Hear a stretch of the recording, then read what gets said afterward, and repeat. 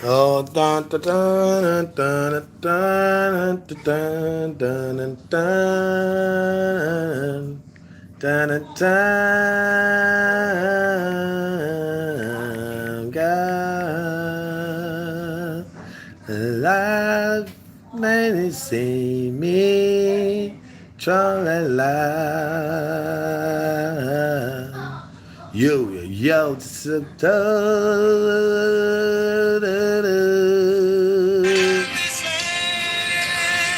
oh man, come on, turn that crap down, man. Turn that crap down.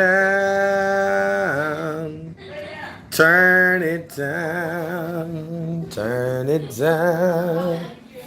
Turn it down. Turn it down. Turn it down. Get past all of that right there. Damn. See what it sound like now. Let's see what it sound like now.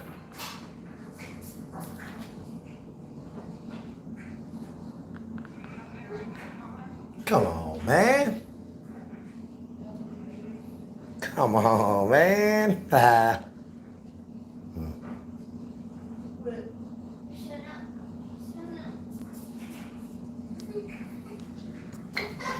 Come on. Bringing in hundreds of billions of dollars when no other president had gotten literally 10 cents from China. I brought in hundreds of billions of dollars from China. It never happened before. Nobody else literally got 10 cents. We passed the largest tax cuts in history, the largest regulation cuts in history, and built the greatest economy in the history of the world. We were at a level that nobody had ever seen before. And now we're going to do it again, but we're going to do it even bigger, better, stronger, and smarter. When I left office, I handed Kamala and crooked Joe Biden a surging economy with no inflation. You had no inflation. You had everything was good. Great wages, no inflation. Now you have inflation at levels that I don't believe anyone's ever seen before. The 30-year mortgage rate was 2.6%, but it was actually closer to 1.9 if you look at it the way that most people look at it. And gasoline had reached and was basically at levels of $1.87 a gallon, but we had months and moments where it was even less than that. Wouldn't that be nice? $1.87, Gary. That would be very nice. The family likes it more than Gary. Gary's been around too long. The family likes it more. Our economic future had never looked brighter when Kamala and Biden came in. They quickly blew it all up, destroyed. 350,000 Americans joined the unemployment rolls last month. Did you know that? I keep hearing about their economy. Their economy's terrible. And the inflation is eating everybody alive, and it's been doing that for 3 years. The no inflation, or almost no inflation, it kept going during the early part of this administration, this current administration, but it ended very quickly, and then it went to levels, and so quickly, it went so fast, and it was a shame, and it was all blown up and destroyed, and jobs were lost, a lot of jobs were lost. Our country is doing really badly under them, and nobody wants to talk about it. The media doesn't like talking about it because the Democrats, they really protect themselves. It's pretty amazing. Someday the media is going to become real media instead of fake media, and you're going to see a big difference in the country. Real incomes are down $2,000 a year since she took office. Kamala cast the tie-breaking votes that gave us the worst inflation in American history, costing a typical family $28,000. And under Kamala, we have fallen into manufacturing recession with 13,000 manufacturing jobs lost in the United States since just the start of this year. I don't know if you all know that, but that's what's happened. And it'll happen here, and it'll happen in this plant. It'll happen everywhere if she gets in. If Kamala gets in, the United States will rapidly become a deindustrialized third world nation, like so many others have become. She's running on socialist price controls, banning gas-powered cars and trucks, and private health insurance policies are gone. She wants to defund the police, abolish cash bail. She wants to abolish it immediately, cash bail. She wants to abolish ICE, get rid of the incredible, brave patriots of ICE who take MS-13 gang members, probably the worst gang anywhere in the world. Horrible situation. They take them out, and they take them out bravely. They're strong, they're fierce, and they love our country. She wants to give free health care for millions of illegal aliens and give them all citizenship into the United States immediately. And she then wants to sign them up for Medicare and Social Security. And she wants them to vote illegally if possible. Any way they can vote. They don't care if it's legal or not. And they're signing people up as we speak. They're signing them up as we speak. They don't care. They don't care about the laws. Very simply, Kamala Harris is an economy wrecker and a country destroyer. Our country will be destroyed if she gets in. Her radical liberal agenda ruined San Francisco. It ruined California when she was the Attorney General. It crushed our middle class, demolished our border, set the world on fire, and now she wants to be promoted to the job killer in chief. But much more than job killer, everything else is going to go bad. She set the standard in California. Think of this. If you steal $950 or less, they're going to leave you alone. They can't be bothered. So you see criminals going into stores with a little computer, adding it up, everything they've stolen. They want to stay under the 950, but they don't get prosecuted for above that. The only one that gets prosecuted is somebody who would talk about the unfair election. They get prosecuted. But when you steal and rob and kill, and so many other things, when you sell drugs and destroy people's lives, nothing happens to you under Kamala. But we will not let this happen. We're not going to let it happen to our country. 78 days from now, Pennsylvania is going to tell her that we've had enough, that we can't take it anymore. And comrade Kamala Harris, you're fired. Get out. You're not doing the job. Get out. You're fired. While Biden and Harris have been impoverishing our country, they have been getting rich, very rich at your expense. Now, it just came out, just was reported today by a great young reporter, Brooke Singman at Fox, according to a 292-page report from the House Oversight, Judiciary, and Ways and Means Committees in Congress. Just got out a little while ago, just before I got here. I said, no, I want to talk about it just briefly. It's so sad because he's going to be making a speech tonight, and they don't call him Crooked Joe for no reason. They said President Biden engaged in impeachable conduct and said he abused his office and defrauded the United States of America to enrich his family. Republicans revealed that since 2014, the Biden family and its associates received more than $27 million from foreign individuals and entities. They also found that while Biden was serving as vice president, the Biden family got more than $8 million in loans from Democrat benefactors. And they said that those loans have never been repaid.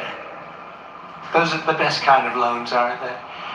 This report says in part that Vice President Biden actively participated in this conspiracy by, among other things, attending dinners with his family, foreign business partners, and speaking to them by phone, often being placed on speakerphone by Hunter Biden. Republicans are calling out a 2014 dinner that Hunter Biden and his family attended with a Russian oligarch, and they said that after that dinner, that oligarch wired $3.5 million to Hunter Biden's firm very quickly. It was a very quick wiring. I'm sure he worked very hard for the money. Several witnesses testified that Hunter Biden invoked his father in business dealings with Romanian, Chinese, Kazakhstani, and Ukrainian companies, in addition to other companies and people, resulting in millions and millions of dollars flowing into the Biden family. As everybody knows, $3.5 million was sent from the mayor of Moscow, the mayor of Moscow's wife. Remember, I brought that up in the debate I had. I said, why did this happen? And the anchor wouldn't let me ask that question. They thought it was inappropriate, but then it blew up. $3.5 million was sent by the mayor of Moscow's wife to the family. They were also calling out Biden for his handling of classified documents. They said during his 10 years as vice president, Joe Biden removed highly sensitive classified documents from the White House despite having no authority to do so. And remember, Comrade Kamala, she knew everything, and the senators knew what was going on. And by the way, I had my own classified documents case, and I was totally exonerated. Totally. It was a case brought by Joe Biden and Kamala. She was involved. They did that in order to interfere with the election. And it still goes on different cases, but that was, according to most, the big one. And we were totally exonerated. The case was won a month ago. Very little coverage of the case being won, I must say. I think that a lot of the media didn't even talk about it. There's no way someone could have stolen that much money without Democrat senators knowing what was going on. He wined and dined them at Joe's houses. They saw his boats. They saw the way he lived. They saw his beautiful mansions. I would have made billions of dollars in this job if I wanted to play that game the way they played it, but instead I took the job very seriously and very importantly, and you can see from the recently announced financial reports, I don't need the money.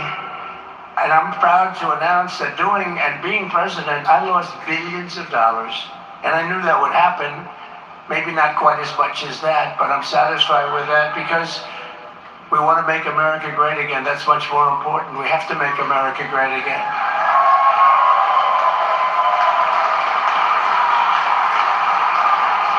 No, I could have played it the other way. I could have made so much. I see some of my friends over here. I could have made so much. No, I didn't want to do that. This is too important. This is too big a thing. We're going to save our country because our country is really in big trouble. We're a nation in decline. We're going down the drain. The drain is the swamp that you've heard so much about. They get rich, and in Washington, some of these politicians, what they're doing to our country is disgraceful. But he's one of the leaders of the pack. You have others. The number one step we will take to launch a great American manufacturing renaissance will be to end Kamala Harris's war on American energy. It's a war. And you do know that inflation was caused by her cutback on energy. And then what they did is they, in a panic move, shortly thereafter, when the numbers for gasoline, oil, and electricity and everything else that comes from energy and out of energy, when they started going through the roof, they immediately went back to the Trump plan. But what they didn't go back to is my plan would have been doubled, tripled, and even quadrupled from the numbers I had 4 years ago. They didn't do that. They brought it back to a similar, because they were getting just absolutely destroyed by the numbers that was going up. And you can bet that if we don't win, she takes over, your energy numbers will be triple and quadruple, and you won't be producing a drop of oil. They ended the largest oil reserve anywhere in the world, probably as large as Saudi Arabia.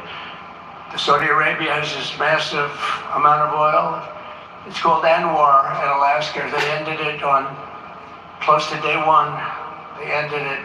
Ronald Reagan couldn't get it. No other president got it. I got it. And it's bigger than Russia, bigger than Saudi Arabia, most likely. They seem to think biggest in the world. They've been after getting that approved for many, many decades. Ronald Reagan worked so hard to get it, he couldn't get it. I got it. And then they ended it. They were just set to start drilling Everything was done, and he came into office, he ended it. On day one, I will tell the frackers and energy workers of Pennsylvania to drill, baby, drill.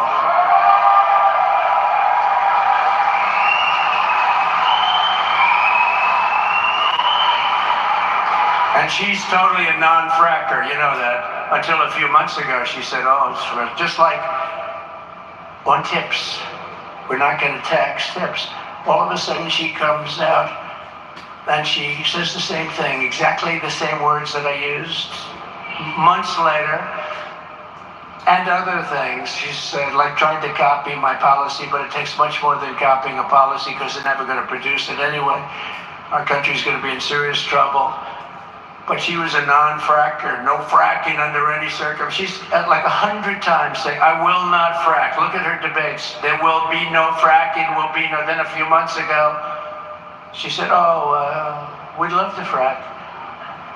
You know, with a politician, they go back to their original thought. There will be no fracking if she's elected in Pennsylvania or anywhere else. You'll have energy that will go up 3, 4, 5 times. You'll be paying $10 a gallon for gasoline and a lot higher than that. Unleashing American energy will reduce prices, launch record-setting economic growth, create millions and millions of jobs, and produce higher wages for the American worker. You can't be a manufacturing powerhouse unless you have low-cost energy. We will have low-cost energy. Electricity rates for a Chinese factory are more than 50% lower than the price of electricity for an American factory. And we were working 4 years ago at really getting it along, and then we were hit with the COVID came in. We focused on that. We did a great job. If we didn't do a great job on that, we would have been in a depression like in 1929, which is where you're heading if she gets in. You're heading for the depression of 1929, that type. That's called the Big League Depression.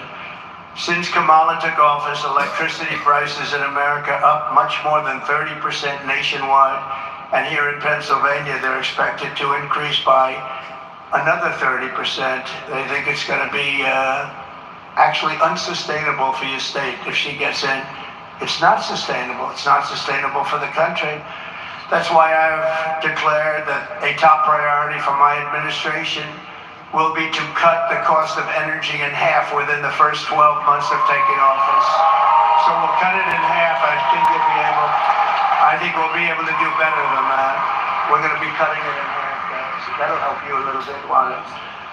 And I think we'll do that very quickly. That includes heating, air conditioning, electricity, and gasoline. Your bills will be less than half. When you look at the New England area, they pay some of the highest energy anywhere in the world, because they can't put a pipeline in. They've been restricted from putting a pipeline in through a certain section of New York that is desperately wanting it. They need the job so badly. And if they did that in New England, the prices would come down half just with the pipeline alone. They were getting their gasoline and their energy from a place called Russia. Ships would pull up on the East Coast, Russian ships. And that's where New England got it from, and they were paying a big price. And to this day, they're paying the highest prices. But we'll take care of that. We think energy costs, all of it, air conditioning, heating, all of it, including gasoline, will drop by more than 50% within the first 12 months. So remember that. That includes for factories. This will help us quickly defeat inflation and make America affordable again. By contrast, Kamala Harris wants to ban fracking. She supports a national carbon tax, which is a horrible tax that will destroy many businesses, that will have a huge impact on this business, but that will destroy a carbon tax. Nobody even knows what it is. Nobody knows how to calculate it. And she imposed a natural gas export ban. All catastrophic things for Pennsylvania. That means all the income coming in, for the most part, you'll have none of it. You'll lose 500,000 jobs, and you won't have the income coming up. That means Pennsylvania's going to have to pay, your Commonwealth, your beautiful Commonwealth is going to have to pay numbers that nobody ever thought even possible or worth discussion.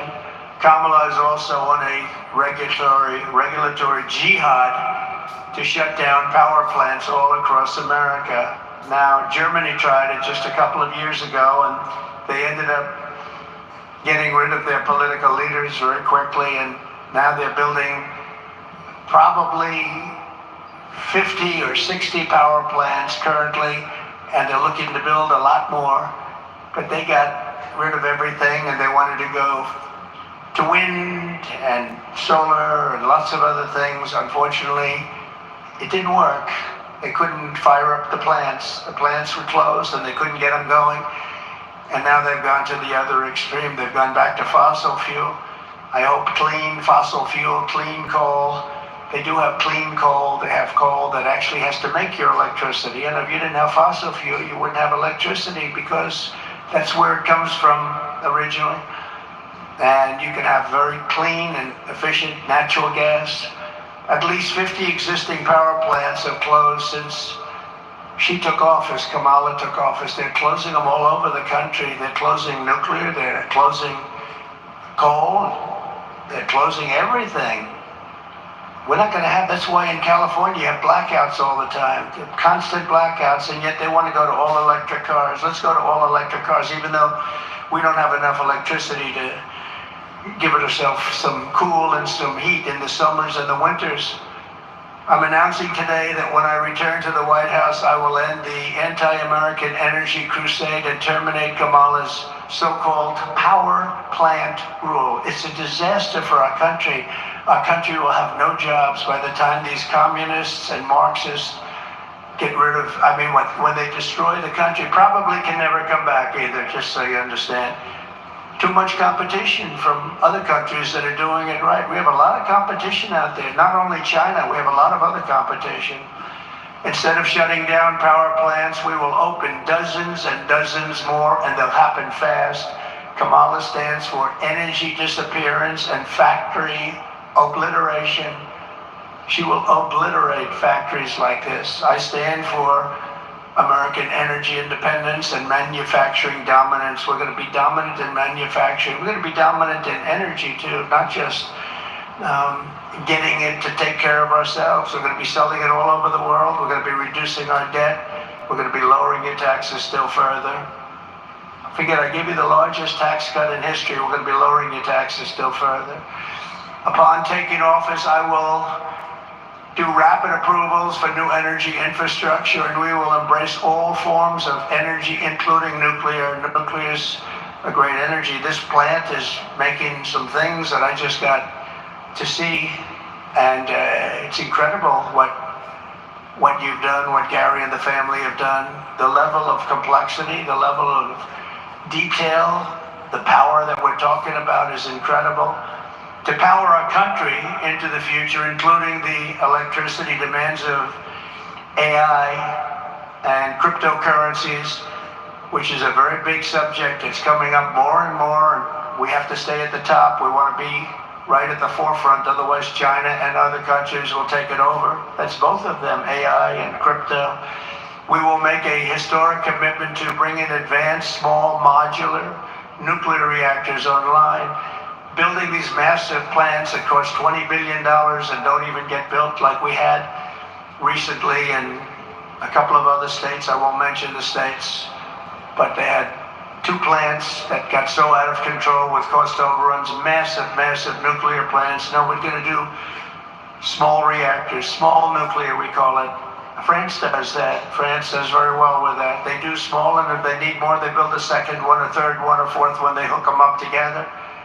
With the help of companies like yours, these can be built ultra safe, they're ultra clean, and they're very low cost, but they are absolutely safe. Under Kamala's Green New Scam, billions and billions of taxpayer dollars are being sent to subsidize solar panel factories, windmill factories, battery production, and car production, all based in China.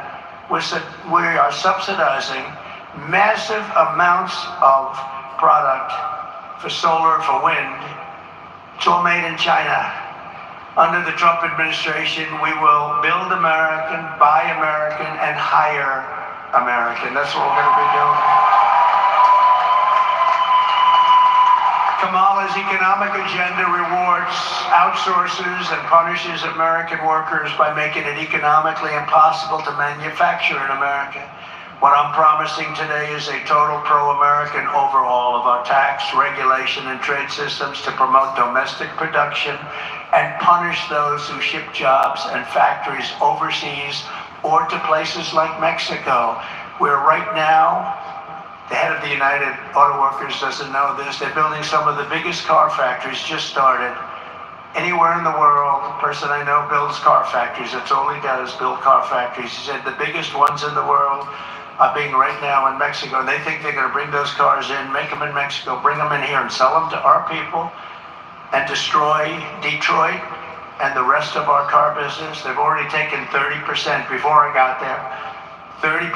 They did nothing against us when I was there. I told them, if you want to build car factories, you're going to have to pay a 100% tariff to get the car into this country. They immediately said, well, I guess we're not going to build a car factory, right? That's what happened. But now they're building the biggest in the world right in Mexico, and they think they're going to take our car. They're not going to do that if I'm here, because I will be putting massive tariffs on those cars coming across the border, and it won't make any economic sense. So I actually think they should stop building them unless they want to sell those cars to another country. Kamala wants no taxes on Chinese producers. Wants no taxes. What's that all about? While imposing the largest tax hike in the history of our country on factories in the United States. Okay, so she wants a no tax policy on China, but she wants to tax factories like this and other factories at levels that they've never seen before. Under her plan, manufacturers will pay even higher taxes in America than in communist China. By contrast, I will pass gigantic tax cuts for workers and keep their jobs here in the United States. They're going to stay here. We're going to beat everybody. We're going to beat them like a drum. And we were doing that against China. You know, there was a long time expression that China will take over the world's largest economy. It'll take it over in 2019. Well, in 2019, we were doing so well, 2018, 2017, that China never even came close. We were lapping them. They never came close. And even President Xi said, congratulations. They thought they would be, long time, this is 15, 20 years ago, they said, 2018, 2019, China will dominate. No, we were doing, it would never happen. In fact, I said, after we started really doing it, as long as we have smart presidents, they'll never catch us because they can't beat our system. We will have big tax cuts for families and small businesses, and we will have no tax on Social Security and no tax on tips.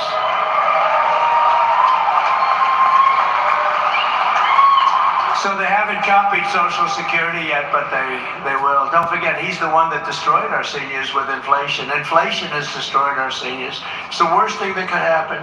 The people that behaved the best, that did it the American way, that saved their money, they got decimated because their money went down, because they couldn't live. They were losing money. With me, they were putting money in the bank and making a lot of money. They were saving a lot of money. After I left, they were losing all of that money they saved. Kamala wants to spend $1.7 trillion in wasteful spending, causing more inflation. And she says it's a mistake to ask her how she's going to pay for it. Please, it's a mistake. She just said it. She just said something that nobody has any idea what she said. But she said it's a mistake to ask how we're paying for it.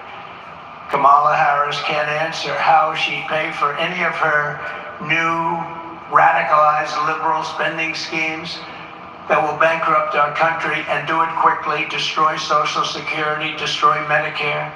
She has no clue how she paid for $25,000 to every first-time home buyer, including illegals, just like they were going to pay the bills of college students. Unfortunately, that didn't happen and won't happen.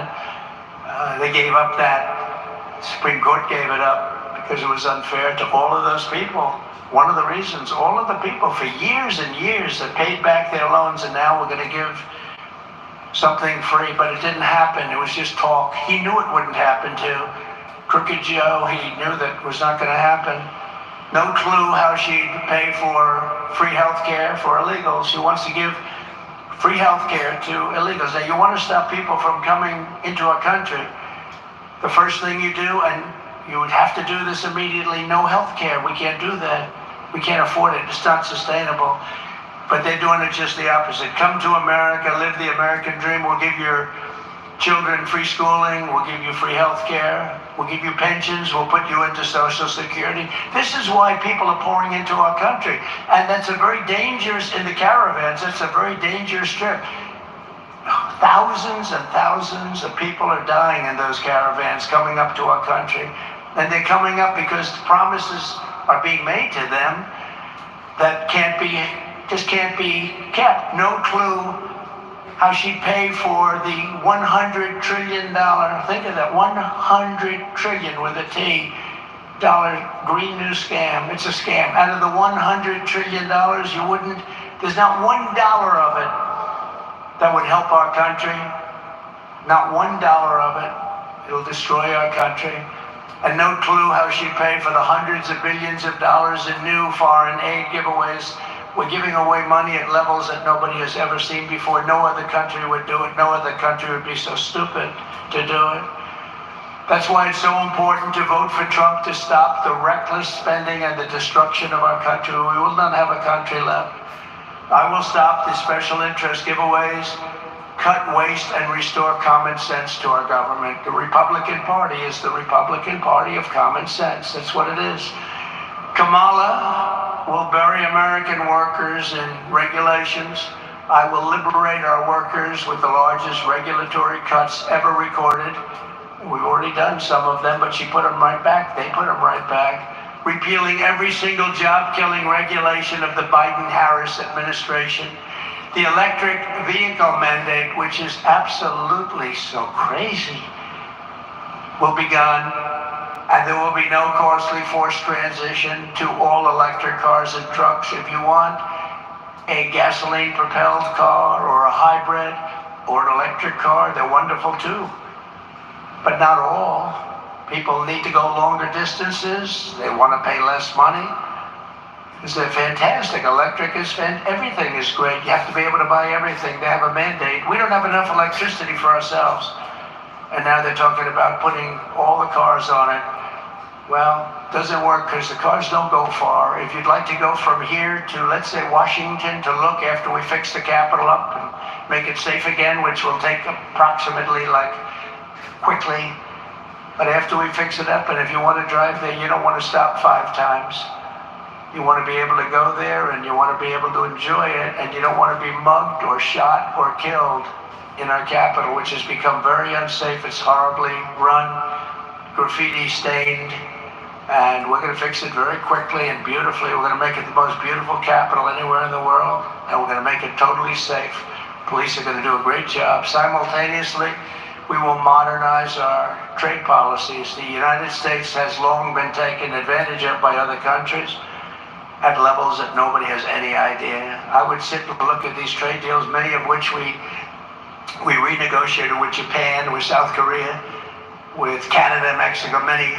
But I'd look at these deals before we did the renegotiation and say, who would make deals like this? I mean, they were either crooked or really stupid, one or the other. Probably crooked for the most part, because I don't think they're stupid. But we had the worst trade deals. No country's ever had trade deals like we had. We fixed many of them, made some of them extraordinary. We lose jobs and revenue, they gain everything. We lose jobs, we lose revenue. They destroy our country, they gain everything. And they wipe out our businesses, which is good for them because then they can supply us with whatever we were making.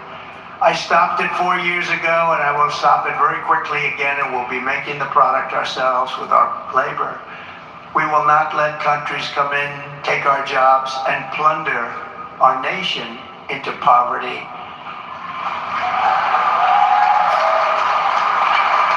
The way they will sell their product in America without having to pay any substantial tariff or tax is to build their factory in America and build their product in America using only American help. And we have the help. Kamala Harris says that a tariff is a tax on American consumers. She's wrong. It's a tax on a foreign producer. It's a tax on a foreign country. And I proved that better than anybody because I took in hundreds of billions of dollars worth of tariffs on different states, on different countries. And out of all of that money, we had no inflation. We had no inflation. It also gives you power over that country. If they want to have wars with somebody, we can say, no, if you do have wars, we're going to raise your tariffs. Oh, sir, we won't have a war. We're okay with it. When we've decided not to go after somebody, you know, one thing a little off this, everybody said, oh, we might have wars with Trump. We had no wars with Trump. First time in 78 years, we had no wars other than I finished some, like ISIS. 100% defeated 100% of the ISIS caliphate. What they did is Afghanistan, the most embarrassing day in the history of our country. And none of the generals got fired for the incompetence that they showed. Most embarrassing moment. We would have left with dignity and strength. We would have taken our $85 billion worth of equipment. We would have taken our hostages. We lost 13 great people. We had 47 people obliterated, the arms, the legs, the face, obliterated. What a horrible day it was. What an embarrassment. What a horrible day to have death, to have such injuries. Nobody talks about the 47 people that lost their limbs, that will suffer for the rest of their lives. As I've said many, many times before, as tariffs on foreign countries go up, taxes on American workers and families come down. According to one recent study, a small 10% tariff on foreign-made products will allow massive tax cuts for working families, create more than 3 million American jobs, raise household incomes by 6%. Think of that. And the 6% equates to $4,200 a year for a household and generate almost $1 trillion in economic growth, and it will go very quickly. It will also get rid of a large portion of our deficit because we don't want countries coming in here, stealing our jobs, hurting our country, killing our workers, leaving with everything, and we, as usual, end up with empty factory buildings that are falling down. We end up with nothing. We want tariffs. If somebody wants to come in and take our jobs, if somebody wants to come in and sell us their product that's made in their country, that's okay, but they've got to pay tariffs. They've got to pay a price for that. We're going to bring down your taxes at levels never seen before. We're going to pay off debt of our country, because this country owes $35 trillion, but that rapidly can come down. And remember this, we're sitting on the largest amount of oil and gas. We have, I call it liquid gold. We have more liquid gold than Saudi Arabia. We have more liquid gold than Russia, but we don't use it. We go out and we buy from other countries at ridiculous prices. We buy now from Venezuela. We buy tar. It's not really, it's tar. And you know where we refine it? At a factory. Only one factory in the world can do it because of the nature of it. It's tar. It's not good stuff. It's in Houston, Texas. So all of that, if you're an environmentalist, all of that's going right into the air in our country. We bring in lots of tar, loads of it. We dump it in Houston and they refine it. We have pure stuff. We have the best and we have the most right under our feet. It's liquid gold, and we're going to use it, and we're going to reduce our deficit, we're going to reduce our debt, and we're going to reduce your taxes. We're going to do everything right, and it's going to happen quickly too. And as we reduce burdens on U.S. manufacturers, our workers can make goods better and cheaper right here in our own country and right here in the Commonwealth of Pennsylvania.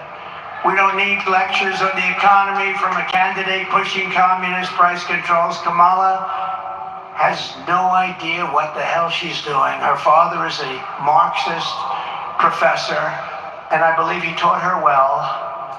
You know, he's a Marxist professor. Can you imagine? Does anyone know that? I wonder if they knew that when they did an overthrow or a coup on Joe Biden. I wonder if they knew where she comes from, where she came from, what her ideology is. But you could see it a little bit by this whack job. You know, he said, we're weird. That JD and I are weird. I think we're extremely normal people. Which, like you, exactly like, he's weird. Did you ever see him go on the stage and go like crazy? It's like, between his movement and her laugh, there's a lot of craziness. I'd say a step further than weird. Weird is a nice word by comparison. When I'm president, we're going to do things right. And when I was president, we imposed historic tariffs and prices, and we did it all. We did it all. Prices didn't go up. Everybody said, oh, if you do that, prices. No, the country made less money. That's what happened. Gave us tremendous political leverage over those countries, too, for things having nothing to do with economics.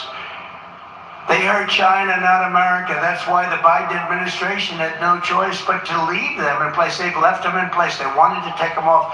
But so much money comes in from China and other places with the tariffs that I put on that Joe Biden, as much as he wanted to do his friends a favor, couldn't do it. Too much money. You couldn't justify it. There was no way to justify it. In my next term, I will revoke China's most favored nation trade status. It's very unfair. And by the way, I have great respect for President Xi. I think China and the United States will get along well together. I did until COVID came in. That was a step too far. But I had a great relationship with President Xi. I had a great relationship with most of the leaders.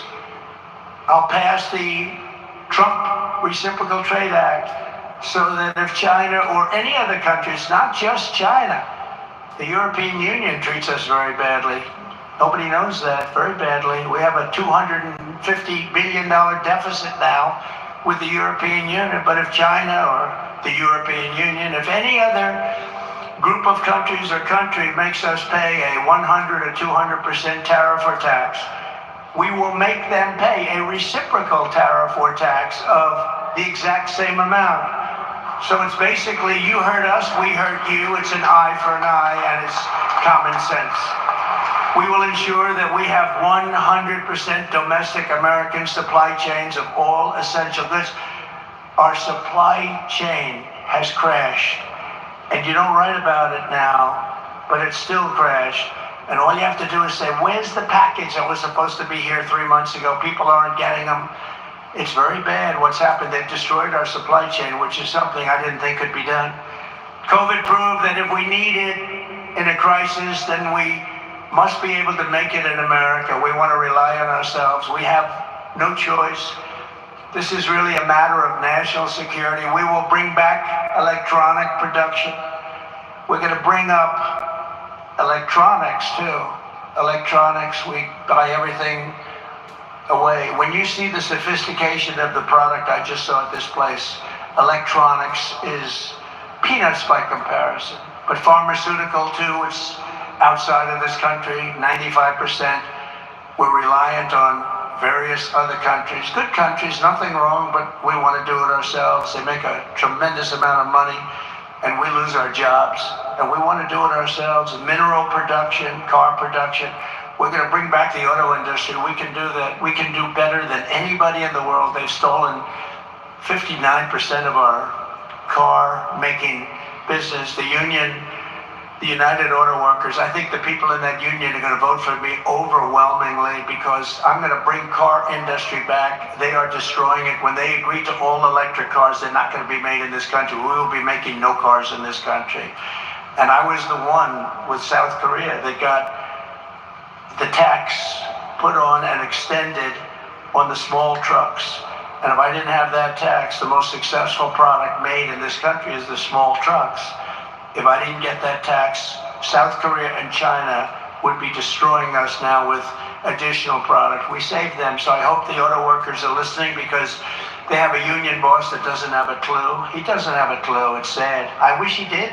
I don't have to like him. I wish he did, but he doesn't have a clue what he's done to the auto business in allowing this to happen where all of those cars are going to be made in China, and it's going to happen quickly. With the help of companies like this one, we will rebuild our hollowed out defense industrial base, ensuring that America is never in a situation where we don't have tanks, missiles, the raw materials to fight and win a war. We have to have those. What would happen if we had a war? We won't, with me, but you will have World War III, I believe, without me, but we won't have. But what would happen if we did? And let's say it was with China, but they give us all of our steel. So we'll have to call China for steel so we can fight a war with them. How stupid are these people? Upon taking office, I will invoke the Defense Production Act wherever it's necessary to very quickly ramp up capacity of essential products. And I will stop Japan from buying United States steel. We have a foreign country that wants to purchase one of our greatest, if you go back 70 years, our greatest country, our greatest company by far was United States Steel Corporation. That was the big deal. And now we have Japan buying it. They shouldn't be allowed to buy it. We have to make it work. We have to make it work. You don't want to sell U.S. steel. This is how we will rediscover the industrial heritage of our country. We will reclaim our manufacturing legacy. We will build up glorious American future fueled by Pennsylvania energy. You know, you're one of the largest in this country. You're one of the largest producers in the world. She doesn't know that. You're not going to produce. You're going to go from being one of the largest producers in terms of fracking, the energy produced, into a non-factor. Your state's going to be third world, like much of our country is being made third world by these people. They don't have a clue. But it's going to all be made with pride of the U.S. and with Pennsylvania pride and strengthened by strong, powerful Pennsylvania steel again. With your vote, we will destroy inflation, bring down prices. And prices are going to come down very substantially, achieve incredible economic growth, make America wealthy again, and we will bring back, most importantly, we're going to bring back a thing called the American dream. The American dream is dead. Right now, the American dream is dead. We're going to bring back the American dream. So vote for Trump on November 5th. We will be the most, thank you.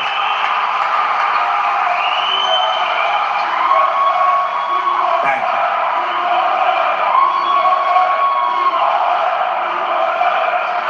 Thank you very much. Thank you to Pennsylvania. You've been, the reception coming here with the people outside waving, it was a beautiful sight. The love that they have for what we're trying to do and what we will do. I just leave you with this. Vote on November 5th or sooner. November 5th will be the most important day in the history of our country. We're going to turn our country around. We're going to make America great again. Thank you, everybody. God bless you. God bless Pennsylvania. God bless America. Thank you very much. Donald Trump making remarks just hours before the DNC out in battleground state Pennsylvania, making his case on the economy as well as energy policies if Trump is reelected in November. You're watching Live Now from Fox. We brought that event to you worldwide right here.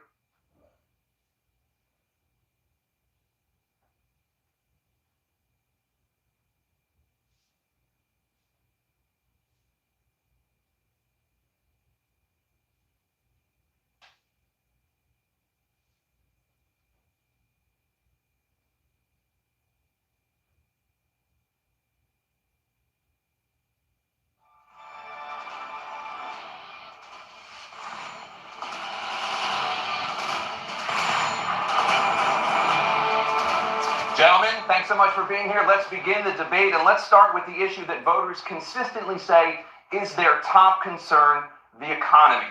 President Biden, inflation has slowed, but prices remain high. Since you took office, the price of essentials has increased. For example, a basket of groceries that cost $100 then now costs more than $120. And typical home prices have jumped more than 30%. What do you say to voters who feel they are worse off under your presidency than they were under President Trump? We got to take a look at what I was left when I became president and what Mr. Trump left me. We had an economy that was in free fall. The pandemic was so badly handled. Many people were dying. All he said was, it's not that serious. Just inject a little bleach in your arm. You'll be all right. The economy collapsed. There were no jobs. Unemployment rate rose to 15%. It was terrible. And so what we had to do is try to put things back together again. And that's exactly what we began to do. We created 15,000 new jobs. We brought out a position where we have 800,000 new manufacturing jobs. But there's more to be done. There's more to be done. Working class people are still in trouble. I come from Scranton, Pennsylvania. I come of household where the kitchen tables, things weren't able to be met during the month. It was a problem. Price of eggs, the price of gas, the price of housing, the price of a whole range of things. That's why I'm working so hard to make sure I deal with those problems. And we're going to make sure that we reduce the price of housing. We're going to make sure we build 2 million new units. We're going to make sure we cap rents so corporate greed can't take over. The combination of what was left of the corporate greed is the reason why we're in this problem right now. In addition to that, we're in a situation where if you take a look at all that was done in his administration, he didn't do much at all. By the time he left, things were in chaos, literally chaos. And so we put things back together. We created, I said, those jobs. We make sure we had a situation where we brought down the price of prescription drugs, which is a major issue for many people, to $15 for an insulin shot as opposed to $400. No senior has to pay more than $200 for any drug, all the drugs they can include beginning next year. And the situation is we're going to make that available to everybody, to all Americans. So we're working to bring down the price around the kitchen table, and that's what we're going to get done. Thank you. President Trump? We had the greatest economy in the history of our country. We have never done so well. Everybody was amazed by it. Other countries were copying us. We got hit with COVID, and when we did, we spent the money necessary so we wouldn't end up in a Great Depression, the likes of which we had in 1929. By the time we finished, so we did a great job. We got a lot of credit for the economy, a lot of credit for the military, and no wars, and so many other things. Everything was rocking good. But the thing we never got the credit for, and we should have, is getting us out of that COVID mess. He created mandates that was a disaster for our country. But other than that, we had given them back a country where the stock market actually was higher than pre-COVID, and nobody thought that was even possible. The only jobs he created are for illegal immigrants and bounce back jobs, a bounce back from the COVID. He has not done a good job. He's done a poor job, and inflation's killing our country. It is absolutely killing us. Thank you. President Biden? Well, look, the greatest economy in the world, he's the only one who thinks that, I think. I don't know anybody else who thinks that he had the greatest economy in the world. And, the fact of the matter is that we find ourselves in a situation where his economy, he rewarded the wealthy. He had the largest tax cut in American history, $2 trillion. He raised a deficit larger than any president has in any one term. He's the only president other than Herbert Hoover who's lost more jobs than he had when he began, since Herbert Hoover. The idea that he did something that was significant. And the military, when he was president, they were still killing people in Afghanistan. He didn't do anything about that. When he was president, we were still finding ourselves in a position where you had a notion that we were this safe country. The truth is, I'm the only president this century that doesn't have this decade, that doesn't have any troops dying anywhere in the world like he did. President Trump, I want to follow up if I can. Am I allowed to respond to him? Well, I'm going to ask you a follow-up. You can do whatever you want with the minute that we give you. I want to follow up. You want to impose a 10% tariff on all goods coming into the U.S. How will you ensure that that doesn't drive prices even higher? It's not going to drive them higher. It's just going to cause countries that have been ripping us off for years, like China and many others, in all fairness to China. It's going to just force them to pay us a lot of money, reduce our deficit tremendously, and give us a lot of power for other things. But he made a statement. The only thing he was right about is I gave you the largest tax cut in history. I also gave you the largest regulation cut in history. That's why we had all the jobs. And the jobs went down and then they bounced back, and he's taking credit for bounce back jobs. You can't do that. He also said he inherited 9% inflation. Now, he inherited almost no inflation, and it stayed that way for 14 months.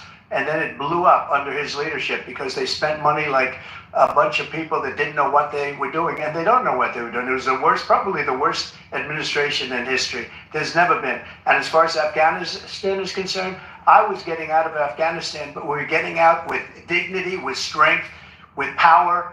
He got out. It was the most embarrassing day in the history of our country's life. President Trump, over the last 8 years, under both of your administrations, the national debt soared to record highs. And according to a new nonpartisan analysis, President Trump, your administration approved $8.4 trillion in new debt, while so far, President Biden, you've approved $4.3 trillion in new debt. So, former President Trump, many of the tax cuts that you signed into law are set to expire next year. You want to extend them and go even further, you say. With the U.S. facing trillion-dollar deficits and record debt, why should top earners and corporations pay even less in taxes than they do now? Because the tax cuts spurred the greatest economy that we've ever seen just prior to COVID. And even after COVID, it was so strong that we were able to get through COVID much better than just about any other country. But we spurred, that tax spurred. Now, when we cut the taxes, as an example, the corporate tax was cut down to 21% from 39%, plus beyond that. We took in more revenue with much less tax, and companies were bringing back trillions of dollars back into our country. The country was going like never before, and we were ready to start paying down debt. We were ready to start using the liquid gold right under our feet, the oil and gas right under our feet. We were going to have something that nobody else has had. We got hit with COVID. We did a lot to fix it. I gave him an unbelievable situation with all of the therapeutics and all of the things that we came up with. We gave him something great. Remember, more people died under his administration, even though we had largely fixed it. More people died under his administration than our administration, and we were right in the middle of it, something which a lot of people don't like to talk about. But he had far more people dying in his administration. He did the mandate, which is a disaster, mandating it.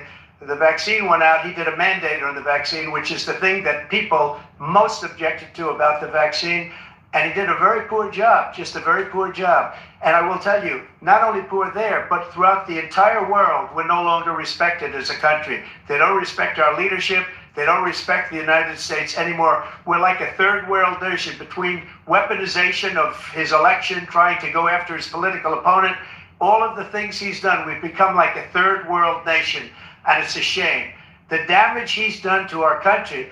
And I'd love to ask him, and will, why he allowed millions of people to come in here from prisons, jails, and mental institutions to come into our country and destroy our country.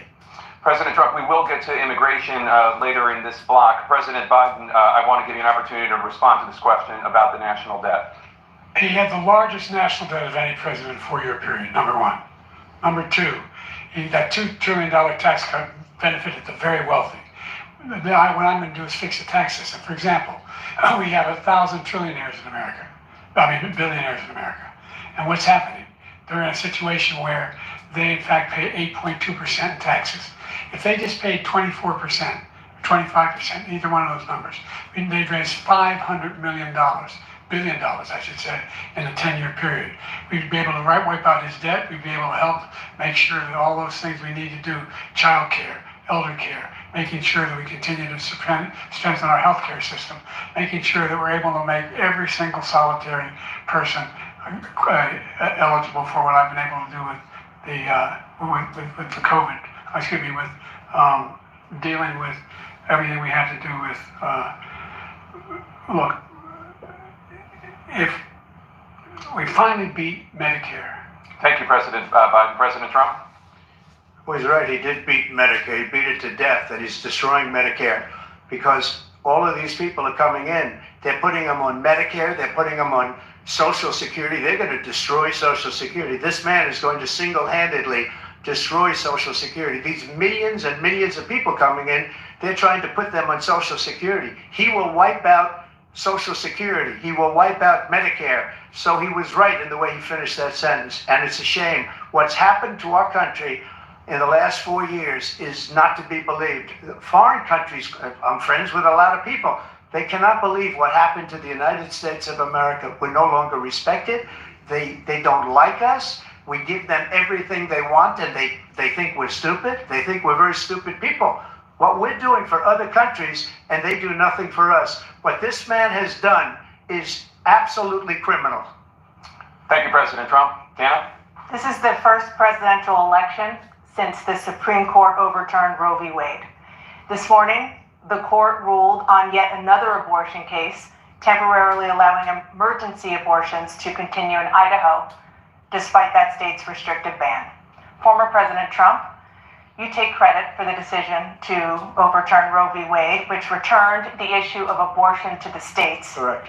However, the federal government still plays a role in whether or not women have access to abortion pills. They're used in about 2/3 of all abortions. As president, would you block abortion medication?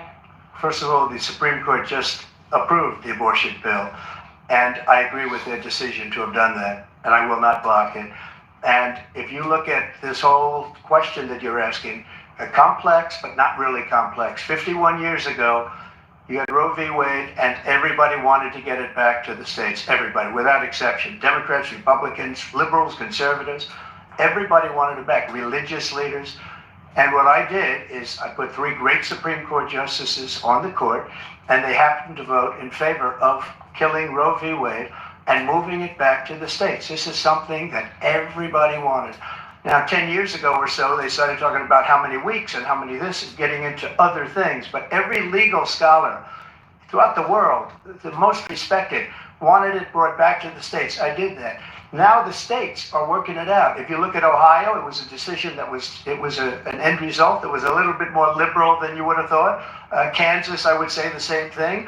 Texas is different. Florida is different.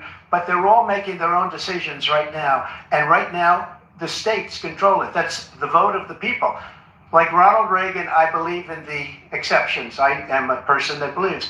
And frankly, I think it's important to believe in the exceptions. Some people, you have to follow your heart. Some people don't believe in that.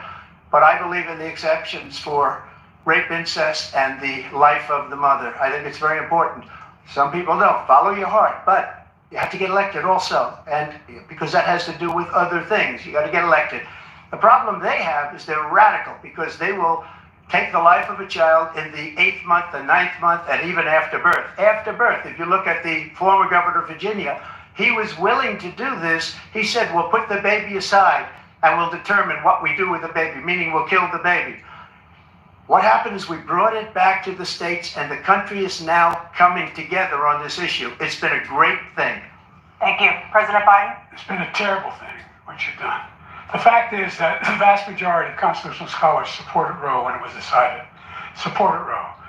And that's this idea that they're all against it is just ridiculous. And this is the guy who says the state should be able to have it. We're a state where in 6 weeks, you don't even know whether you're pregnant or not, but you cannot see a doctor and have him decide on what your circumstances are, whether you need help. The idea that states are able to do this is a little like saying we're going to turn civil rights back to the states. Let each state have a different rule. Look, there's so many young women who have been, including a young woman who just was murdered, and he went to the funeral. The idea that she was murdered by an immigrant coming in, they talk about that. But here's the deal. There's a lot of young women being raped by their in-laws, by their spouses, brothers and sisters. It's just ridiculous, and they can do nothing about it. And they try to arrest them when they cross state lines. Thank you. There have been many young women murdered by the same people he allows to come across our border. We have a border that's the most dangerous place anywhere in the world, considered the most dangerous place anywhere in the world. And he opened it up, and these killers are coming into our country, and they are raping and killing women. And it's a terrible thing. As far as the abortion is concerned, it is now back with the states. The states are voting. In many cases, it's frankly a very liberal decision. In many cases, it's the opposite. But they're voting, and it's bringing it back to the vote of the people, which is what everybody wanted, including the founders, if they knew about this issue, which frankly they didn't. But they would have, everybody wanted it brought back. Ronald Reagan wanted it brought back. He wasn't able to get it. Everybody wanted it brought back, and many presidents had tried to get it back. I was the one to do it. And again, this gives it the vote of the people, and that's where they wanted it. Every legal scholar wanted it that way. Staying on the topic of abortion, President Biden, 7 states, I'll let you do that. This is the same topic. 7 states have no legal restrictions on how far into a pregnancy a woman can obtain an abortion. Do you support any legal limits on how late a woman should be able to terminate a pregnancy? I supported Roe v. Wade, which had 3 trimesters. The first time is between the woman and the doctor. Second time is between the doctor and an extreme situation. The third time is between the doctor, between the woman and the state. The idea that the politicians, that the founders wanted the politicians to be the ones making decisions about women's health is ridiculous. That's the last. No politician should be making that decision. A doctor should be making those decisions. That's how it should be run. That's what you're going to do. And if I'm elected, I'm going to restore Roe v. Wade. So that means he can take the life of the baby in the 9th month and even after birth, because some states, Democrat run, take it after birth. Again, the former governor of Virginia, put the baby down, then we decide what to do with it. So he's willing to, as we say, rip the baby out of the womb in the 9th month and kill the baby. Nobody wants that to happen, Democrat or Republican. Nobody wants it to happen. That is simply not true. The Roe v. Wade does not provide for that. That's not the circumstance. Only a woman's life is in danger. She's going to die. That's the only circumstance in which that can happen. But we are not for late-term abortion, period. Period, period. Under Roe v. Wade, you have late-term abortion. You can do whatever you want, depending on the state. You can do whatever you want. We don't think that's a good thing. We think it's a radical thing. We think the Democrats are the radicals, not the Republicans. For 51 years, that was the law. 51 years, constitutional scholarship said it was the right way to go. 51 years, and it was taken away because this guy put very conservative members on the Supreme Court. He takes credit for taking it away. What's he going to do? What's he going to do, in fact, if the MAGA Republicans, he gets elected, and the MAGA Republicans control the Congress, and they pass a universal ban on abortion, period, across the board, at 6 weeks or 7 or 8 or 10 weeks, something very, very conservative. Is he going to sign that bill? I'll veto it. He'll sign it. Thank you.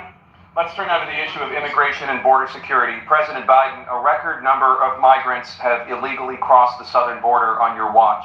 Overwhelming border states and overburdening cities such as New York and Chicago, and in some cases causing real safety and security concerns. Given that, why should voters trust you to solve this crisis? Because we worked very hard to get a bipartisan agreement that not only changed all of that, it made sure that we are in a situation where you had no circumstance where they could come across the border with the number of border police there are now. We significantly increased the number of asylum officers. By the way, the Border Patrol endorsed my position. In addition to that, we found ourselves in a situation where when he was president, he was separating babies from their mothers, putting them in cages, making sure the families are separated. That's not the right way to go. What I've done since I've changed the law, what's happened? I've changed it in a way that now you're in a situation where there are 40% fewer people coming across the border legally. It's better than when he left office. And I'm going to continue to move until we get the total ban on the total initiative relative to what we're going to do with more Border Patrol and more asylum officers. President Trump? I really don't know what he said at the end of that sentence. I don't think he knows what he said either. Look, we had the safest border in the history of our country. The border, all he had to do was leave it. All he had to do was leave it. He decided to open up our border, open up our country to people that are from prisons, people that are from mental institutions, insane asylum, terrorists. We have the largest number of terrorists coming into our country right now, all terrorists, all over the world, not just in South America, all over the world. They come from the Middle East, everywhere. All over the world, they're pouring in.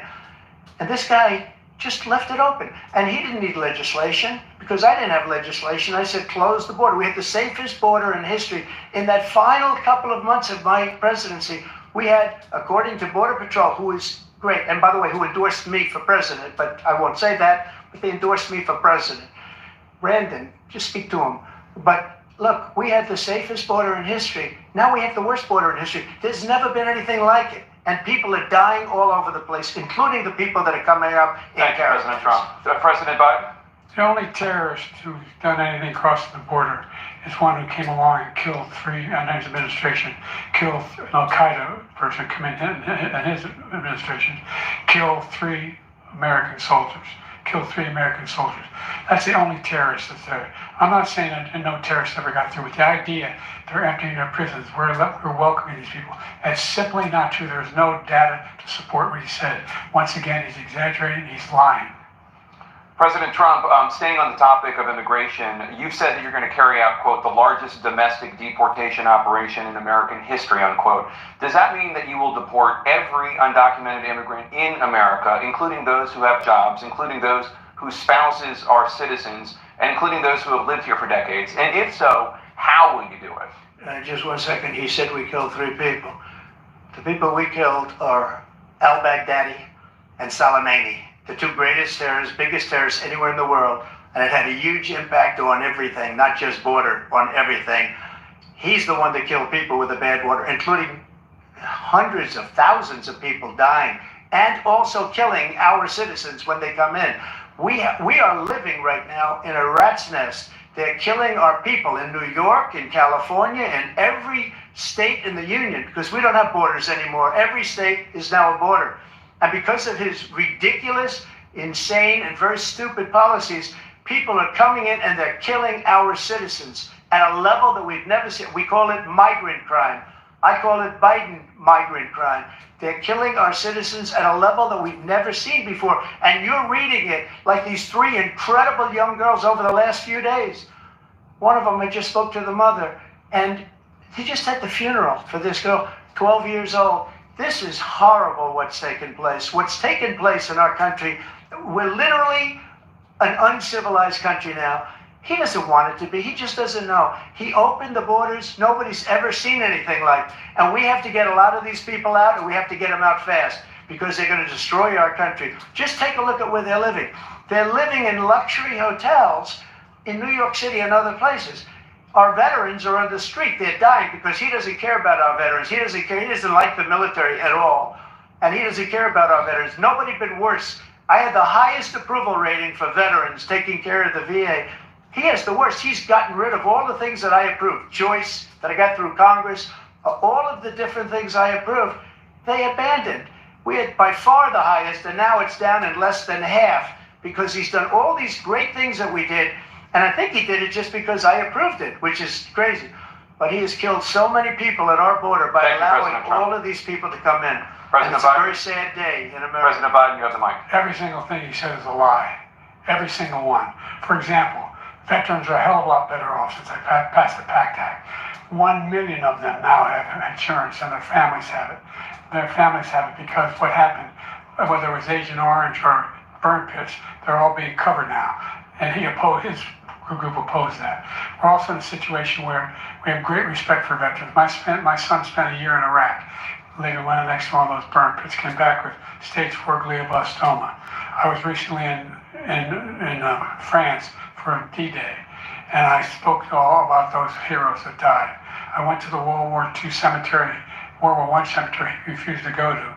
He was standing with his 4-star general, and he told me, he said, I don't want to go in there because they're a bunch of losers and suckers. My son was not a loser, was not a sucker. You're the sucker, you're the loser. President Trump?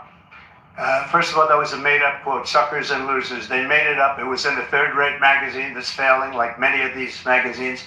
He made that up. He put it in commercials. We've notified him. We had 19 people that said I didn't say it. And think of this. Who would say I'm at a cemetery or I'm talking about our veterans? Because nobody's taken better care. I'm so glad this came up and he brought it up. There's nobody that's taken better care of our soldiers than I have. To think that I would, in front of generals and others, say suckers and losers. We have 19 people that said it was never said by me. It was made up by him, just like Russia was made up, just like the 51 intelligence agents are made up, just like the new thing with the 16 economists are talking. It's the same thing. 51 intelligence agents said that the laptop was Russia disinformation. It wasn't. That came from his son, Hunter. It wasn't Russia disinformation. He made up the suckers and losers, so he should apologize to me right now. 4-star general standing to your side who was on your staff who said you said it, period. That's number one. And number two, the idea that I have to apologize to you for anything along the line. We've done more for veterans than any president has in American history. And they now are in their family. The only sacred obligation we have as a country is to care for our veterans when they come home and their families and equip them when they go to war. That's what we're doing. That's what the VA is doing now. They're doing more for veterans than ever before in our history.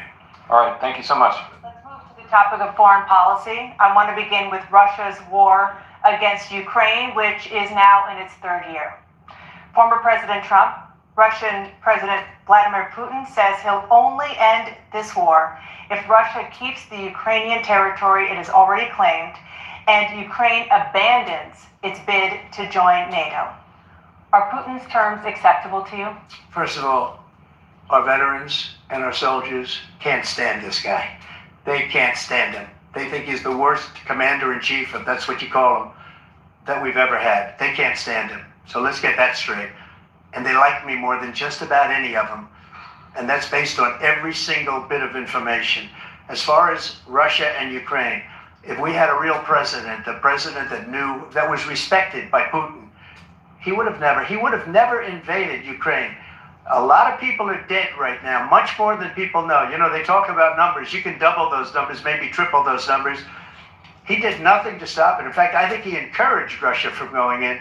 I'll tell you what happened. He was so bad with Afghanistan. It was such a horrible embarrassment, most embarrassing moment in the history of our country, that when Putin watched that and he saw the incompetence, and he should have fired those generals, like I fired the one that you mentioned, and so he's got no love lost, but he should have fired those generals. No general got fired for the most embarrassing moment in the history of our country, Afghanistan, where we left billions of dollars of equipment behind. We lost 13 beautiful soldiers, and 38 soldiers were obliterated. And by the way, we left people behind too. We left American citizens behind. When Putin saw that, he said, you know what? I think we're going to go in and maybe take this was his dream. I talked to him about it, his dream. The difference is he never would have invaded Ukraine. Never. Just like Israel would have never been invaded in a million years by Hamas. You know why? Because Iran was broke with me. I wouldn't let anybody do business with them. They ran out of money. They were broke. They had no money for Hamas. They had no money for anything. No money for terror. That's why you had no terror at all during my administration. This place, the whole world is blowing up under him. I'm obsessed with my results. I cannot get enough. Achieve smooth, natural-looking, long-lasting results with the President Biden? I've never heard so much malarkey in my whole life. Look, the fact of the matter is that we're in a situation where, let's take the last point first. Iran attacked American troops, caused brain damage for a number of these troops, and he did nothing about it. Recently, not when he was president. They attacked. He said they're just having headaches. That's all it is. We didn't do a thing when the attack took place, number one. Number two, we got over 100,000 Americans and others out of Afghanistan during that airlift. Number three, we found ourselves in a situation where, if you take a look at what Trump did in Ukraine, this guy told Trump, do whatever you want, do whatever you want. And that's exactly what Trump did to Putin, encourage him, do whatever you want. And he went in. And listen to what he said when he went in. He was going to take Kyiv in 5 days, remember? Because it's part of the old Soviet Union. That's what he wanted to reestablish, Kyiv. And he, in fact, didn't do it at all. He wasn't able to get it done. And they've lost thousands and thousands of troops, 500,000 troops. President Trump, I never come back said to you that. for 1 minute. I just want to go back to my original question, which is, are Putin's terms acceptable to you? Keeping the territory in Ukraine? No, they're not acceptable. But look, this is a war that never should have started. If we had a leader in this war, he led everybody along. He's given $200 billion now or more to Ukraine. He's given $200 billion. That's a lot of money. I don't think there's ever been anything like it. Every time that Zelensky comes to this country, he walks away with $60 billion. He's the greatest salesman ever. And I'm not knocking him. I'm not knocking anything. I'm only saying the money that we're spending on this war, and we shouldn't be spending, it should have never happened. I will have that war settled between Putin and Zelensky as president-elect before I take office on January 20th. I'll have that war settled. People being killed so needlessly, so stupidly, and I will get it settled, and I'll get it settled fast before I take office. President Biden, you have a minute. The fact is that Putin is a war criminal. He's killed thousands and thousands of people. And he has made one thing clear. He wants to reestablish what was part of the Soviet Empire, not just a piece. He wants all of Ukraine. That's what he wants. And then you think he'll stop there? Do you think he'll stop when if he takes Ukraine? What do you think happens to Poland? What do you think of Belarus? What do you think happens to those NATO countries? And so if you want a war, you ought to find out what he's going to do, because if in fact he does what he says and walks away, by the way, all that money we give Ukraine and from weapons we make here in the United States, we give them the weapons, not the money at this point. And our NATO allies have produced as much funding for Ukraine as we have. That's why we're strong. Thank you. Moving on to the Middle East. In October, Hamas attacked Israel, killing more than 1,000 people and taking hundreds of hostages. Among those held and thought to still be alive are 5 Americans. Israel's response has killed thousands of Palestinians and created a humanitarian crisis in Gaza. President Biden, you've put forward a proposal to resolve this conflict, but so far Hamas has not released the remaining hostages, and Israel is continuing its military offensive in Gaza. So what additional leverage will you use to get Hamas and Israel to end the war? You have 2 minutes. Number one, everyone from the United Nations Security Council straight through the G7 to the Israelis and Netanyahu himself have endorsed the plan I put forward. Which has 3 stages to it. The first stage is trade the hostages for a ceasefire. Second phase is a ceasefire with additional conditions. The third phase is the end of the war. The only one who wants the war to continue is Hamas. Number one, they're the only ones standing out. We're still pushing hard to get them to accept. In the meantime, what's happened? In Israel, we're finding the only thing I've denied Israel was 2,000-pound bombs. They don't work very well in populated areas. They kill a lot of innocent people. We're providing Israel with all the weapons they need and when they need them. And by the way, I'm the guy that organized the world against Iran when they had a full-blown intercontinental ballistic missile attack on Israel. No one was hurt. No one Israeli was accidentally killed, and it just stopped. We saved Israel. We are the biggest producer of support for Israel of anyone in the world. And so there are 2 different things. Hamas cannot be allowed to be continued. We continue to send our experts and our intelligence people as to how they can get Hamas like we did bin Laden. You don't have to do it. And by the way, they've been greatly weakened, Hamas, greatly weakened, and they should be. They should be eliminated. But you've got to be careful for using certain weapons among population centers. Just going back to Ukraine for 1 second. We have an ocean separating us. The European nations together have spent 100 billion, or maybe more than that, less than us. Why doesn't he call them and say, you got to put up your money like I did with NATO? I got them to put up hundreds of billions of dollars. The Secretary General of NATO said Trump did the most incredible job I've ever seen. They wouldn't have any, they were going out of business. We were spending almost 100% of the money was paid by us. He didn't do that. He's getting you got to ask these people to put up the money. We're over $100 billion more spent, and it has a bigger impact on them because of location, because we have an ocean in between. You got to ask them. As far as Israel and Hamas, Israel's the one that wants to go. He said the only one who wants to keep going is Hamas. Actually, Israel is the one, and you should let him go and let him finish the job. He doesn't want to do it. He's become like a Palestinian, but they don't like him because he's a very bad Palestinian. He's a weak one. President Biden, you have a minute. I've never heard so much foolishness. This is a guy who wants to get out of NATO. You're going to stay in NATO? He's going to pull out of NATO. The idea that we have, our strength lies in our alliances as well. There may be a big ocean, but we're ever able to avoid a war in Europe, a major war in Europe? What happens if, in fact, you have Putin continue to go into NATO? We have an Article 5 agreement. Attack on one is attack on all. You want to start the nuclear war he keeps talking about, go ahead. Let Putin go in and control Ukraine and then move on to Poland and other places. See what happens then. He has no idea what the hell he's talking about. And by the way, I got 50 other nations around the world to support Ukraine, including Japan and South Korea, because they understand that this kind of dislocation has a serious threat to the whole world peace. No major war in Europe has ever been able to be contained just to Europe. President Trump, just to follow up, would you support the creation of an independent Palestinian state in order to achieve peace in the region? I'd have to see, but before we do that, the problem we have is that we spend all the money. So they kill us on trade. I made great trade deals with the European nations because if you add them up, they're about the same size economically. Their economy is about the same size as the United States. And they were no cars, they don't want anything that we have, but we're supposed to take their cars, their food, their everything, their agriculture. I changed that. But the big thing I changed is they don't want to pay. And the only reason that he can play games with NATO is because I got them to put up hundreds of billions of dollars. I said, and he's right about this, I said, no, I'm not going to support NATO if you don't pay.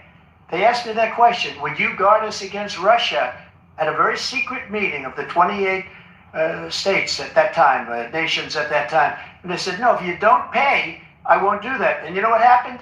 Billions and billions of dollars came flowing in the next day and the next months. But now we're in the same position. We're paying everybody's bills. Let's turn to the issue of democracy. Former President Trump, I want to ask you about January 6, 2021. After you rallied your supporters that day, some of them stormed the Capitol to stop the constitutionally mandated counting of electoral votes. As president, you swore an oath to, quote, preserve, protect, and defend, unquote, the Constitution. What do you say to voters who believe that you violated that oath through your actions and inaction on January 6th and worry that you'll do it again? Well, I don't think too many believe that. And let me tell you about January 6th. On January 6th, we had a great border. Nobody coming through, very few. On January 6th, we were energy independent. On January 6th, we had the lowest taxes ever. We had the lowest regulations ever. On January 6th, we were respected all over the world. All over the world, we were respected. And then he comes in, and we're now laughed at. We're like a bunch of stupid people. What happened to the United States' reputation under this man's leadership is horrible, including weaponization, which I'm sure at some point you'll be talking about, where he goes after his political opponent because he can't beat him fair and square. You have 80 seconds left. My question was, what do you say to those voters who believe that you violated your constitutional oath through your actions and inaction on January 6, 2021, and worry that you'll do it again? Well, I didn't say that to anybody. I said peacefully and patriotically. And Nancy Pelosi, if you just watched the news from 2 days ago, on tape to her daughter, who's a documentary filmmaker, they say, but she's saying, oh no, it's my responsibility. I was responsible for this. Because I offered her 10,000 soldiers or National Guard, and she turned them down. And the mayor in writing, by the way, the mayor in writing turned it down, the mayor of D.C. They turned it down. I offered 10,000 because I could see, I had virtually nothing to do. They asked me to go make a speech. I could see what was happening. Everybody was saying they're going to be there on January 6th. They're going to be there. And I said, you know what? There's a lot of people coming. You could feel it. You could feel it too, and you could feel it. And I said, they ought to have some National Guard or whatever. And I offered it to her. And she now admits that she turned it down. And it was the same day she was, I don't know, you can't be very happy with her daughter because it made her into a liar. She said, I take full responsibility for January 6th. President Biden? Look, he encouraged those folks to go up to Capitol Hill, number one. I sat in the dining room off the Oval Office. He sat there for 3 hours. 3 hours watching, being begged by his vice president and a number of his colleagues on the Republican side as well to do something, to call for a stop, to end it. Instead, they talked about these people being patriots and great patrons of America. In fact, he says he'll now forgive them for what they've done. They've been convicted. He says he wants to commute their sentences and say that no. But he went to every single court in the nation. I don't know how many cases, scores of cases, including the Supreme Court, and they said, no, this guy is responsible for doing what was done. He did do a damn thing, and these people should be in jail, and they should be the ones who are being held accountable, and he wants to let them all.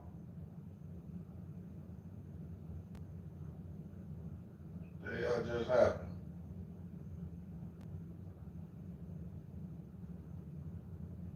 All out, and now he says that he loses again, such a whiner that he is.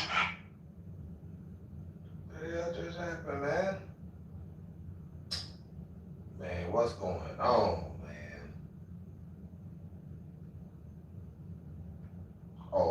Okay, my bad. Basically a bloodbath. Thank you, President Biden. President Trump? What they've done to some people that are so innocent, you ought to be ashamed of yourself. What you have done, how you've destroyed the lives of so many people. When they ripped down Portland, when they ripped down many other cities, you go to Minnesota, Minneapolis, what they've done there with the fires all over the city. If I didn't bring in the National Guard, that city would have been destroyed. When you look at all of they took over big chunks of Seattle. I was all set to bring in the National Guard. They heard that, they saw them coming, and they left immediately. What he said about this whole subject is so off. Peacefully patriotic. One other thing. Why? The Unselect Committee, which is basically two horrible Republicans that are all gone now, out of office, and Democrats, all Democrats, they destroyed and deleted all of the information they found because they found out we were right. We were right. And they deleted and destroyed all of the information. They should go to jail for that. If a Republican did that, they'd go to jail. Thank you, President Trump. President Biden, I want to give you a minute. The only person on this stage is a convicted felon is the man I'm looking at right now. And the fact of the matter is, what he's telling you is simply not true. The fact is that there was no effort on his part to stop what was going on up in Capitol Hill. And all those people, every one of those who were convicted, deserves to be convicted. The idea that they didn't kill somebody, just went in and broke down doors, broke the windows, occupied offices, turned over desks, turned them over statues. The idea that those people are patriots? Come on. When I asked him the first two debates we had, first time around, I said, will you denounce the Proud Boys? He said, no, I'll tell them to stand by. The idea he's refusing to, will you denounce these guys? Will you denounce the people we're talking about now? Will you denounce the people who attacked that Capitol? What are you going to do? I'm going to give you a minute, President Trump, for a follow-up question I have. After a jury convicted you of 34 felonies last month, you said if reelected, you would, quote, have every right to go after, unquote, your political opponents. You just talked about members of the Select Committee on January 6th going to jail. Your main political opponent is standing on stage with you tonight. Can you clarify exactly what it means about you feeling you have every right to go after your political opponents? Well, I said my retribution is going to be success. We're going to make this country successful again, because right now it's a failing nation. My retribution is going to be success. But when he talks about a convicted felon, his son is a convicted felon at a very high level. His son is convicted, going to be convicted probably numerous other times. Should have been convicted before, but his Justice Department let the statute of limitations lapse on the most important things. But he could be a convicted felon as soon as he gets out of office. Joe could be a convicted felon with all of the things that he's done. He's done horrible things. All of the death caused at the border, telling the Ukrainian people that we're going to want $1 billion, you could change the prosecutor, otherwise you're not getting $1 billion. If I ever said that, that's quid pro quo. That we're not going to do anything. We're not going to give you $1 billion unless you change your prosecutor having to do with the son. This man is a criminal. This man, you're lucky. You're lucky. I did nothing wrong. We'd have a system that was rigged and disgusting. I did nothing wrong. Thank you, President Trump. President Biden, you have said, I'm coming right to you, sir. You want to respond? Go ahead. I'll give you a minute to respond. The idea that I did anything wrong relative to what you're talking about is outrageous. It's simply a lie, number one. Number two, the idea that you have a right to seek retribution against any American just because you're president is wrong. It's simply wrong. No president's ever spoken like that before. No president in our history has spoken like that before. Number three, the crimes that you are still charged with, and think of all the civil penalties you have. How many billions of dollars do you owe in civil penalties for molesting a woman in public, for doing a whole range of things, of having sex with a porn star on the night while your wife was pregnant? I mean, what are you talking about? You have the morals of an alley cat. Give your minute, sir. I didn't have sex with a porn star, number one. Number two, that was a case that was started and moved. They moved a high-ranking official at DOJ into the Manhattan DA's office to start that case. That case is going to be appealed and won. We had a very terrible judge, a horrible judge, Democrat. The prosecutor were all high-ranking Democrats, appointed people, and both the civil and the criminal. He basically went after his political opponent because he thought it was going to damage me. But when the public found out about these cases, because they understand it better than he does, he has no idea what these cases are. But when they found out about these cases, you know what they did? My poll numbers went up, way up. You know that because you're reporting it.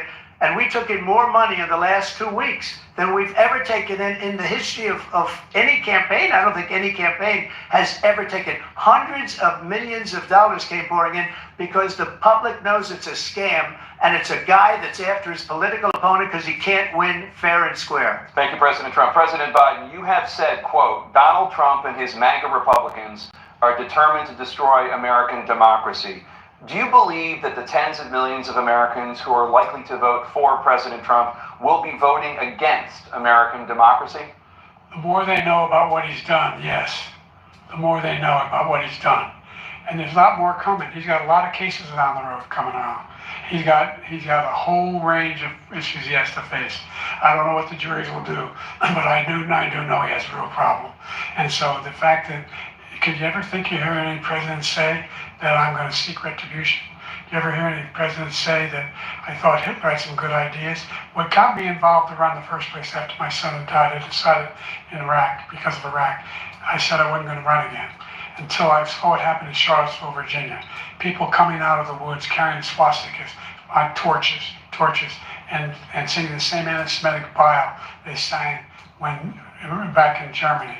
And the young woman got killed. They spoke to the mother, and they asked him. They said, "What do you think of those people? The people the ones who got killed, the one who tried to stop it, and the ones," he said, "I think they're fine people on both sides." What American president would ever say Nazis coming out of fields carrying torches, singing the same anti-Semitic bile, carrying swastikas were fine people? And this is the guy who says Hitler's done some good things. I'd like to know what they are. Good things Hitler's done, that's what he said. This guy has no sense of American democracy. President Trump. Jake, both of you know that story has been totally wiped out because when you see the sentence, it said 100% exoneration on this. So he just keeps it going. He says he ran because of Charlottesville. He didn't run because of Charlottesville. He ran because it was his last chance. He's not equipped to be president. You know it, and I know it. It's ridiculous. We have a debate. We're trying to justify his presidency.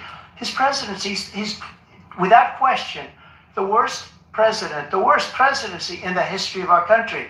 We shouldn't be having a debate about it. There's nothing to debate. He made up the Charlottesville story, and you'll see it's debunked all over the place. Every reasonable anchor has debunked it. And just the other day it came out where it was fully debunked. It's a nonsense story. He knows that, and he didn't run because of Charlottesville. He used that as an excuse to run. President Biden. People like you make us who we are.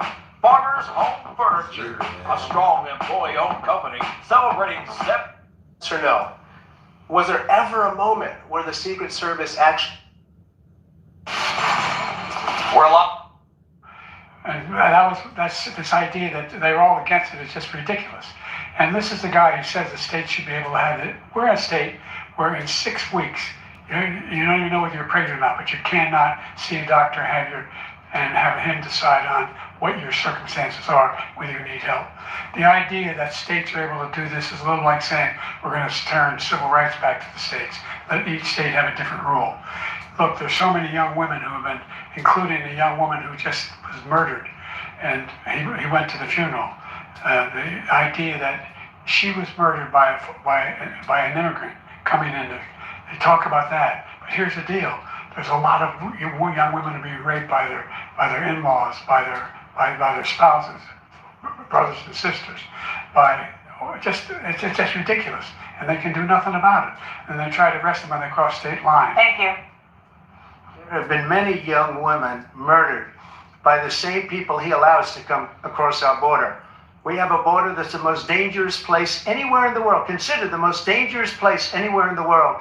And he opened it up, and these killers are coming into our country, and they are raping and killing women. And it's a terrible thing. As far as the abortion is concerned, it is now back with the states. The states are voting. In many cases, it's frankly a very liberal decision. In many cases, it's the opposite. But they're voting, and it's bringing it back to the vote of the people, which is what everybody wanted. including the founders if they knew about this issue, which frankly they didn't. But they would have, everybody wanted it brought back. Ronald Reagan wanted it brought back. He wasn't able to get it. Everybody wanted it brought back, and many presidents had tried to get it back. I was the one to do it. And again, this gives it the vote of the people, and that's where they wanted it. Every legal scholar wanted it that way. Staying on the topic of abortion, President Biden, 7 states, I'll let you do that. This is the same topic. 7 states have no legal restrictions on how far into a pregnancy a woman can obtain an abortion. Do you support any legal limits on how late a woman should be able to terminate a pregnancy? I support Roe v. Wade, which had 3 trimesters. The first time is between the woman and the doctor. Second time is between the doctor and an extreme situation. The third time is between the doctor, between the woman and the state.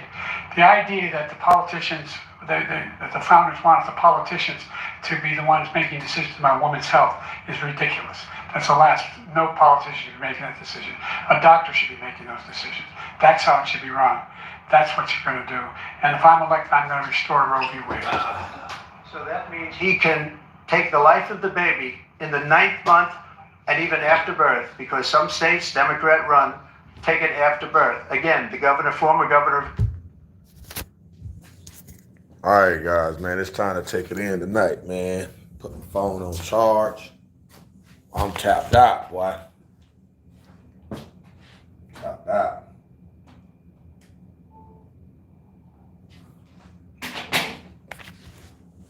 I'm tapped out, guys. We ain't doing no more lives. We ain't doing no lives tomorrow, man. I'm taking the day off. I may post 3 short videos. I'm gonna post 3 short videos. Probably three shorts tomorrow on this channel, Table Talk Podcast. Put some up on the new True Trump supporter page, and I'm gonna post some new content in the members only. So if you subscribe to the members only, y'all will be getting some new videos tomorrow. Get a job 2024, man. Get your dumb ass out of my chat. How about that? Put you in time out. You back again? I'm gonna shut you down for a minute now. Ain't nothing but love, man. 2,584 votes. Dang. Well, that's a record there. We got off tonight, though. I ain't even gonna hold y'all. We got off tonight. I'm watching it on CNN on YouTube. Trump. Oh, that's what's up. Ain't nothing but love. All right, guys, I'm about to smash it out for the night. Get up in the morning, go get my hair cut, shaved. Oh, man, probably gonna wear a suit and a tie tomorrow, man. Sorry, y'all won't get a chance to see it. I may take some photos, put some pictures up, let y'all check out your boy in the suit. You know what I'm saying? Trump or Biden. Trump all day, every day. You already know what time it is. All right, guys, nothing but love. Damn, ain't nobody send no Cash App. I forgot about that. I ain't even see no Cash App tonight. I'm going to pin the Cash App and end the live, man.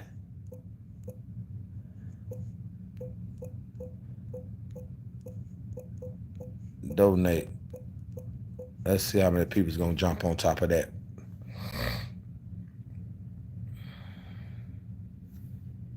Y'all going to donate 2.5 thousand votes. Somebody already said no. Boy, I tell you, boy, I got some haters. Boy, I got some haters out there, boy. Keep report me. But they ain't going to do no good. YouTube help now. They know people spamming. They already know y'all wasting time.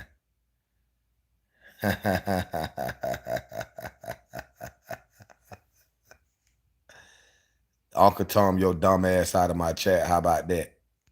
Bye.